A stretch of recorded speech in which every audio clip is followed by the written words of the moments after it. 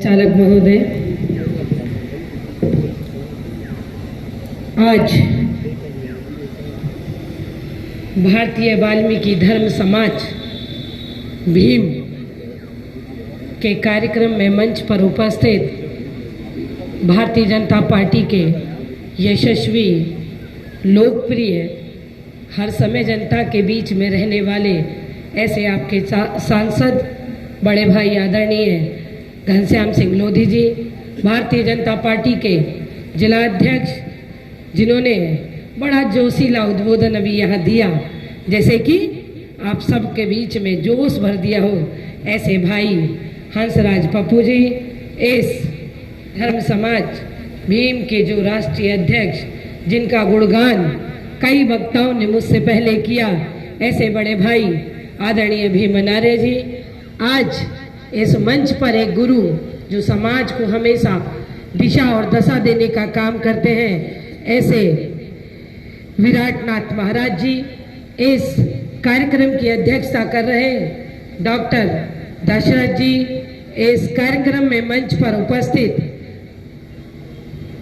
नीरज पाराशर जी जो संगठन के राष्ट्रीय महामंत्री हैं, राहुल राही जी राष्ट्रीय संचालक हैं, कैलाश एकलव्य जी राष्ट्रीय प्रचार मंत्री हैं, सतीश पार्चा जी प्रभारी उत्तराखंड हैं, आकाश आनंद जी प्रदेश अध्यक्ष हैं, महेंद्र पाल जी जिला अध्यक्ष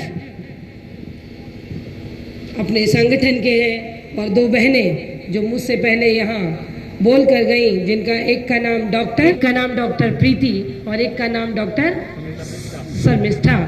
यहाँ ऐसे पूरे मंच, अगर किसी के नाम भी छूटे हैं तो मैं आप सबका दिल की गहराइयों से स्वागत, वंदन, अभिनंदन करती हूँ। और मंच के सामने उपस्थित मेरे बड़े, मेरे छोटे, हमउम्र और मातृशक्ति, आप सबका आह्वान करती हूँ कि हम सब एक साथ मिलकर एक जोरदार भगवान वाल्मीकि जी की जयकार करेंगे। भगवान की आवाज नहीं आ रही, मैं शायद माइक से बोल रही हूँ, आप लोग बहुत समय से ऐसा लग रहा है बैठे हैं, लेकिन व्रत है मेरा, मैं फिर भी तेज बोल रही हूँ। वाल्मीकि भगवान की, डॉक्टर भीमराव अंबेडकर,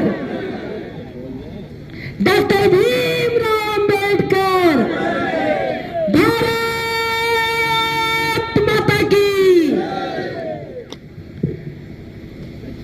बहुत समय से आप लोग बहुत सारे वक्ताओं को सुन रहे हैं, सामने वालों की स्थिति में समझती हूँ, क्योंकि कई बार हमें भी सुनना पड़ता है, तो बार बार आके सब एक ही बात कहते हैं तो सामने से लोग ऊबने लगते हैं। इसीलिए बहुत ज्यादा ना आपको कुछ कहूंगी, बस एक बात कहूंगी कि आज आप जिस संगठन, जिस व्यक्तित्व की चर्चा यहाँ कर रहे हैं, या हम कहें कि जिनके सानिध्य में आज से लेकर युगों तक वाल्मीकि समाज चलता रहा है, उनकी प्रेरणा से हम सबका हमेशा मार्गदर्शन हुआ है, हमारे समाज को एक दिशा मिली है, हमारे समाज ने अगर उन्नति की है तो वही वाल्मीकि भगवान के चरणों के आशीर्वाद से ही हो पाया है। वाल्मीकि भगवान, लोग कहते थे, मैं भी सुनती थी, मंचों से भी पता चलता था, कुछ लोग आदि कवि के नाम से पुकारते हैं, कुछ लोग महर्षि वाल्मीकि कहते हैं, लेकिन मैं आपको बताती हूँ, और आप बुद्धिजीवी हैं, पढ़े लिखे हैं, बहुत अच्छे से जानते होंगे, लेकिन फिर भी मेरा मन आपसे कहने का है कि अगर जो स्वयं भगवान का परिचय इस ब्रह्मांड को कराता है, स्वयं भगवान को आपके बीच में प्रदर्शित करता है, तो वो कौन हो सकता है? सृष्टि का रचयिता वाल्मीकि भगवान ही हो सकता है, वाल्मीकि भगवान ही हो सकता है। वाल्मीकि भगवान के विषय में बहुत सारी चीजें आपने सुनी होंगी, लेकिन बस एक बात कहती हूँ कि उनके हाथ में जो पीछे आपने एक चित्र लगा हुआ है, आप सबने देखा होगा, उनके हाथ में जो ताकत है, वो ताकत है उनकी कलम की, जिससे उन्होंने रामायण लिखी। अगर समाज उनको याद करता है तो उनकी कलम से याद करता है, क्योंकि उन्होंने प्रभु का चरित्र लिखा, प्रभु का दृश्य इस भारत को बताया। तो उस कलम की ताकत को पहचानते हुए वाल्मीकि भगवान के आप वंशज हैं। पूर्व में अगर मैं ले जाऊं तो याद अगर होगा कि मुगलों के समय में जब इस भारत के अंदर वाल्मीकि समाज या एससी का समाज रहता था, उसकी क्या स्थिति थी सब अच्छे से जानते हैं कि बड़ा प्रेशर, बड़ा दबाव हमारे समाज पे, हमारे पूर्वजों पे आया। और वो क्या दबाव था कि या तो आप गंदा काम करना स्वीकार करें या अपना धर्म परिवर्तन करें। लेकिन ये कौम कहने में कोई गुरेज नहीं कि मैं इस कौम की बेटी हूं, इस समाज की बेटी हूं जिसने गंदा काम करना स्वीकार किया लेकिन धर्म परिवर्तन नहीं किया।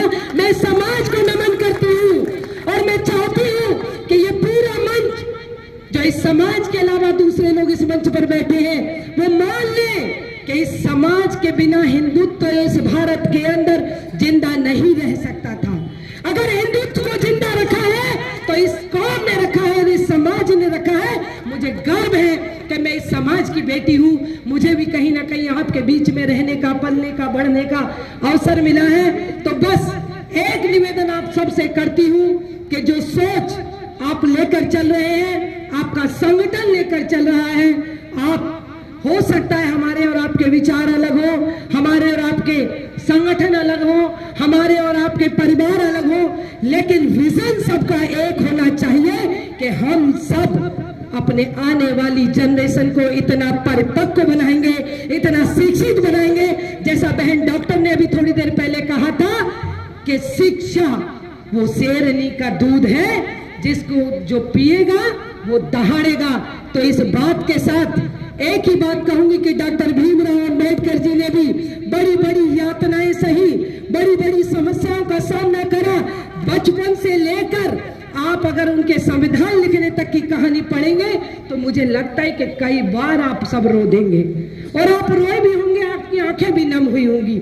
लेकिन एक छोटा सा वाकया मैं आपको बताती हूँ कि जब डॉक्टर भीमराव अंबेडकर जी, भारत की स्थिति बहुत खराब थी, भारत के विषय में भारत एक गरीबी के साथ जूझ रहा था, आर्थिक स्थिति भारत की बहुत खराब थी।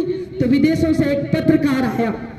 मैं कई मंचों पे ये बात अपनी हमेशा कहती हूँ, उसका कारण है आपको बाद में पता चलेगा। विदेश से एक पत्रकार आया और उसने भारत के अंदर 3 लोगों से समय मांगा और वो 3 लोग कौन थे आप भी जानते होंगे। पहले थे महात्मा गांधी जी, दूसरे थे जवाहरलाल नेहरू जी और तीसरे थे डॉक्टर भीमराव अंबेडकर जी। जब उस व्यक्ति ने समय मांगा तो तीनों ने अपने अपने अनुसार समय दिया। सबसे आखिरी समय जो मिला वो डॉक्टर भीमराव अंबेडकर जी का था। तो जैसे ही वो पत्रकार भारत आया और जाकर महात्मा गांधी जी के दरबार पहुंचा तो वहां उसने जब गेट नॉक किया तो बताया कि साहब तो सो गए हैं। वो हो सकता है थोड़ा लेट हो गया हो क्योंकि दुर्दशा भारत की उस समय थी, व्यवस्थाएं संसाधन इतने नहीं थे, लेट हो गया हो। तो उस व्यक्ति को जब वहां दरवाजा नॉक करने के बाद ये पता चला कि साहब तो सो गए हैं तो बड़ा निराश हुआ।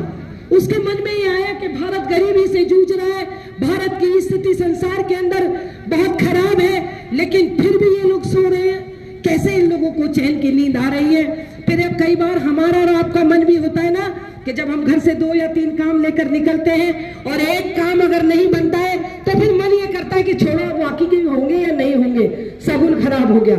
लेकिन फिर भी उसने कहा चलो कोई बात नहीं, एक ही व्यक्ति तो सो रहा है, मैं अगले व्यक्ति के यहाँ जाता हूँ। और जाकर उसने नेहरू जी का दरवाजा नॉक किया और दरबारी आता है, कहता है कल सुबह टेलीफोन करके समय लेकर आइए, साहब सो गए हैं। वो बड़ा परेशान, उसके मन में द्वंद्व चल रहा था, उसके समझ नहीं आया कि मैं क्या करूं। फिर उसका वही डबल वाला जो मन होता है वो हुआ और उसने कहा कि चलिए देखता हूँ डॉक्टर भीमराव अंबेडकर जी, क्या पता मिल जाए और इन तीनों का मुझे एक ही जगह से मिल जाए जो मैं लेने आया हूँ। वो डॉक्टर साहब के यहाँ जाता है।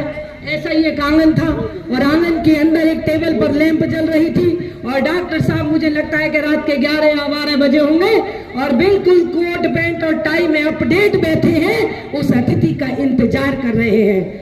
जैसे ही वो दरवाजे पे आता है और नॉक ही करता है, डॉक्टर साहब आगे बढ़ते हैं और आगे जाकर उसका जो हमारी संस्कृति और हमारी सभ्यता है अतिथि देवो भव उसका स्वागत करते हैं और उसे सम्मान के साथ लेकर आते हैं और अपने पास बिठाते हैं और उसे चाय पानी का पूछते हैं और उसके बाद कहते हैं कि बताइए मैं आपके किस काम आ सकता हूँ, आपको जानने आए हैं मुझसे, जान लीजिए मैं बता देता हूँ। तो वो व्यक्ति मौन होकर, स्तब्ध होकर उस चेहरे को निहारता है जिसका एक अलग तेज था, जिसके चेहरे पे एक अलग नूर था, और उसको निहारता है और कहता है कि मैं जो जानने आया था वो मैं अब नहीं जानना चाहता, जो मैं लिखना चाहता था वो मैं अब नहीं लिखूंगा, बस मैं एक बात जानना चाहता हूं कि जिसका पूरा भारतवर्ष सो रहा है वो अकेला व्यक्ति क्यों जाग रहा है। तो डॉक्टर भीमराव अंबेडकर जी कहते हैं कि भाई जिन लोगों के यहाँ से आप आए हैं उन लोगों का समाज जाग चुका है, इसीलिए वो सो रहे हैं, लेकिन मेरा समाज आज भी इस भारतवर्ष के अंदर सोया हुआ है और इसलिए मुझे जागना पड़ रहा है कि जब तक मेरा समाज जाग नहीं जाएगा तब तक मैं इसी तरीके से जागता रहूंगा, इसी तरीके से जागता रहूंगा। तो डॉक्टर भीमराव अंबेडकर जी ने जो हमारे समाज को जगाने का काम किया और आप सबके अंदर ऊर्जा भरने का काम किया, वो उस ऊर्जा के लिए आप हमेशा बनाए रखें। इसी के साथ आज महिला दिवस है, यहाँ मेरे अलावा जो बहनें बैठी हैं मैं उन सबको धन्यवाद और उन सब का सम्मान करती हूँ। वैसे तो सम्मान यहाँ जो मंच बैठा है उसको आप सबका करना चाहिए।